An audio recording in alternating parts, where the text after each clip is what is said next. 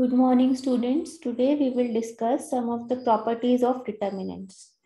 So, as I told you earlier also, there are different types of matrices, and determinants are basically the magnitude of any square matrix. और determinants हमेशा एक square matrix का ही निकलता है. It may be of order n. It means कि जिस matrix से हम इसको निकालेंगे that will be of the order n by n, जिसके rows और columns दोनों n size के होंगे.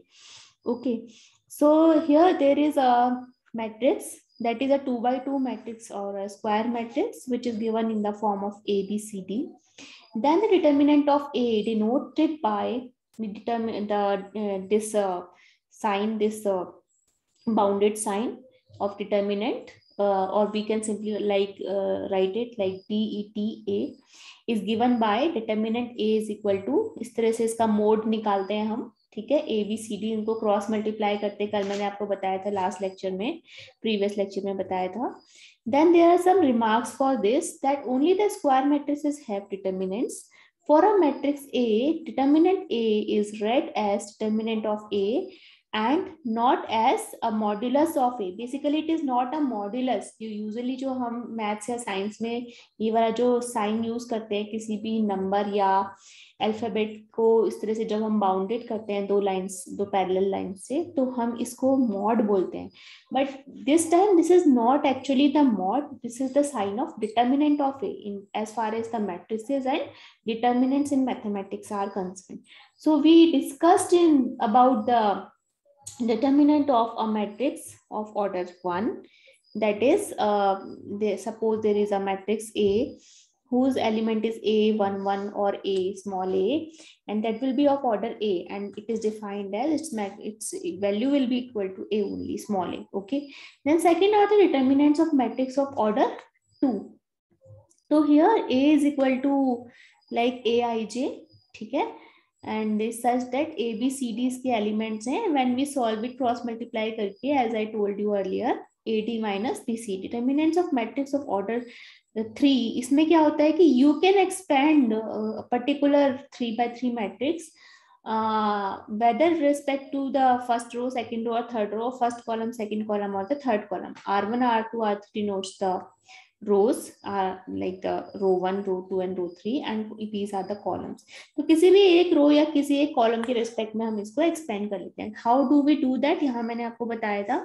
Like suppose there is a matrix जिसका हमें डिटर्मिनेंट निकालना है A11, 12, 13, that is of order, that we have to find the value of determinant of order 3. तो हमने इसको सपोज C1 के रेस्पेक्ट में एक्सपेंड करा. Suppose we expanded the determinant along with the column 1.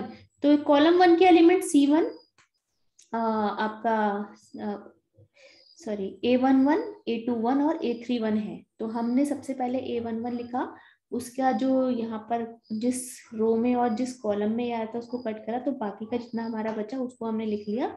और हमें देखना है कि इसके साथ साइन कौन सा रहेगा, माइनस का प्लस का. तो हम जो इसके ये एलिमेंट जिस रो और कॉलम को बिलोंग करता है, एक के साथ जो लिखा है 1 1, हम इनको ऐड करते हैं 1 + 1. तो 1 + 1 2 इज एन इवन नंबर, तो -2 की पावर 2 जो है वो 1 हो जाएगा.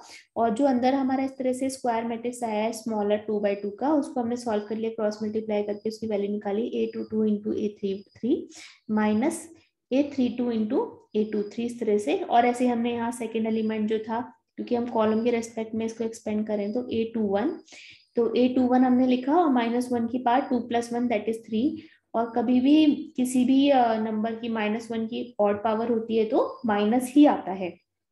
ठीक है, तो इस तरह से हमने इसको सॉल्व करा. और ऐसे ही हम A31 के रेस्पेक्ट में जो उसका रेस्पेक्टिव कॉलम और रो है उसको कट करके जो हमारे पास में एक स्क्वायर मैट्रिक्स बचेगा A11, A13, A22, A23 वाला, उसको अभी जब मैं आपको बता रही हूँ तो जो मेरा कर्सर जहां पर मूव कर रहा है आप उसको देखिएगा, या जहां मैं हाईलाइट करती हूँ वहां से आप इसको थोड़ा सा देखिएगा और उसको एसोसिएट कीजिएगा to have a better understanding. Now there are some remarks. In general, if A is equal to K into B, where A and B are the square matrices of order n, then the determinant A is equal to K to the power n, and the determinant of B such that n की value 1 से लेके 1 2 3 कुछ भी ऐसी इस तरह से हो सकती है. Now there are some properties which we are basically going to discuss today. So suppose for any square matrix determinant A satisfies the following property. Okay, for any of the square matrix कि जो transpose होता है किसी भी matrix का, वो matrix वापस वही आता है. ठीक है, किसी भी मैट्रिक्स के ट्रांसपोज मैट्रिक्स का डिटर्मिनेंट भी सेम वही होता है जो उस पर्टिकुलर मैट्रिक्स का डिटर्मिनेंट की वैल्यू होती है. A dash represent the transpose of a particular matrix A here. Second property is if we interchange any two rows or columns, अगर हम किन्हीं दो या कॉलम्स को इंटरचेंज करते हैं डिटर्मिनेंट में, then the sign of the determinant changes. तो डिटर्मिनेंट का साइन चेंज हो जाता है. ठीक है, this property we will discuss later in our lecture. मैं आपको अपने पेन से जो नोट बोर्ड से जो मैं पढ़ाती हूँ उस पर मैं आपको दिखाऊंगी. आप रिस्पेक्टिव दो रोज हैं, फॉर एग्जांपल यहाँ पर मैं आपको बता सकती हूँ, जैसे सपोज यहाँ पे R1 और R2 है. R1 के एलिमेंट्स हैं आपके ये वाले A11, A12 और A13. ठीक है, और R जो आपकी सेकंड रो है, इसके एलिमेंट्स R2 के एलिमेंट्स हैं A21, A22 एंड A23. अगर सपोज आप इनको आपस में इंटरचेंज कर दें, A21, A22 और A23, ये जो है इसको आप ऊपर शिफ्ट कर दें जहां पर कि आपकी फर्स्ट रो है, और जहां फर्स्ट रो है वहां आप सेकंड ला रहे, तो आगे बस माइनस का साइन लग जाएगा. ठीक है, that is a particular property of a determinant. Then if any two rows or columns in a determinant are identical or proportional, the value of determinant is 0. और अगर कोई दो या कोई कॉलम सेम टू सेम आ जाते हैं, equal आ जाते हैं, तो फिर डिटर्मिनेंट की वैल्यू क्या हो जाती है, 0 हो जाती है. मल्टीप्लाइंग डिटर्मिनेंट बाय स्मॉल के और any number, any numerical number, any natural number के means that multiplying the elements of only two row or one column, only one row or one column by k. अगर suppose आपको determinant जैसे हम matrix में करते थे, matrix में अगर हम किसी स्केलर एलिमेंट k की मल्टीप्लाई कर रहे हैं तो सारे एलिमेंट्स में मल्टीप्लाई होती थी. एक पर्टिकुलर मैट्रिक्स के अंदर जितने भी एलिमेंट्स थे सब में मल्टीप्लाई. लेकिन जब हम डिटर्मिनेंट में करते हैं, जैसे सपोज हमने 2 से मल्टीप्लाई करनी है, तो आप किसी एक रो में कर सकते हैं, लाइक 2a11, 2a12, 2a13, या किसी एक कॉलम में कर सकते हैं एक पर्टिकुलर टाइम पर. ठीक है, ऐसा नहीं हुआ कि सारे ही एलिमेंट इसके अंदर जो 9 के 9 एलिमेंट है सब में ही मल्टीप्लाई हो जाए, ऐसा पॉसिबल नहीं है. देन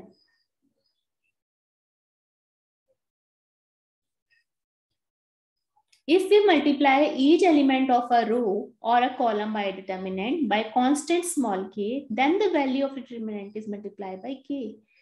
तो सपोज अगर हम स्मॉल k से किसी एक रो या कॉलम की मल्टीप्लाई करते हैं, तो जो डिटर्मिनेंट की वैल्यू है उसमें वो k टाइम्स हो जाएगी, k से मल्टीप्लाई करके उसकी वैल्यू निकलेगी. If elements of a row or a column in a determinant can be expressed as the sum of two or more elements, then the given determinants can be expressed as the sum of two or more determinants. तो suppose अगर किसी particular determinant के रोज या columns को हम दो या अधिक एलिमेंट के सम में कर सकते हैं, तो उन डिटर्मिनेंट्स को भी कर सकते हैं, को भी हम इस तरह से रिप्रेजेंट कर सकते हैं. If to each element of a row or column of a determinant, the equimultiple of corresponding elements or of two rows columns are added, then the value of determinants remain the same.